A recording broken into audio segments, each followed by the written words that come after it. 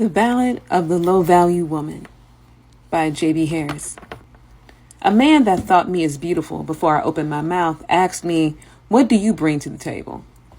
And looking at him with all my wisdom, all my years, and all my caramel firehouse frame, I looked at him and asked, "Why?"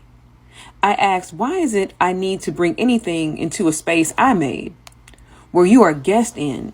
Why do you need to know this more than I know you? But you expect me to provide something to you. You, just knowing of my existence, have the need to cite what I have and earned as new intelligence to perceive. He walked away and said, "You a low-value woman anyway," snickering like a fifth grader who can't fight. And there is no way to answer this question. Make no mistake. When they ask you this question, they, the red pills, the liars, the deceivers, the whoremongers, the couch surfers, the hellraisers, the hobosexuals, and the ever-present players who are 20 years past their prime, are immediately looking for wounds. They're looking for the unhealed parts of you, which still require validation and phallus. They still seek to require an inquiry into everything that you've done to this point without them.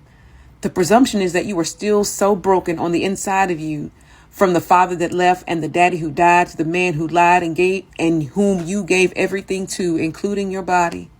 The one that vowed to be there for you always, but his ego burned the entire house down, including your formal table.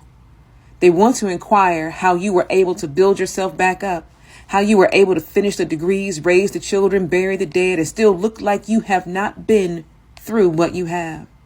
They want to shrink your light. This laundry list of examination from a man who thinks that when you get your nails done and keep yourself up, you have to be high maintenance. He doesn't even know how to wipe his own and his fingernails show it. When they ask you what you bring to the table, it is always to diminish you. Beware, dearest one. If you offer confusion a seat, it will always invite chaos. Asking what cutlery you use when all they have is plasticware. They will say your glasses aren't clean enough when they drink out of mason jars. They will want to tell you that your china too fine or your food too rich, and that your chairs are too hard and the table much too small for them to be at. Meanwhile, they will give you the gift of nothing. Nothing to have, nothing to hold, nothing to cherish. But yet and still, they want you to be the chair by which they sit on. I laughed as witches do, as customary, and walked away, smiling, bag in hand.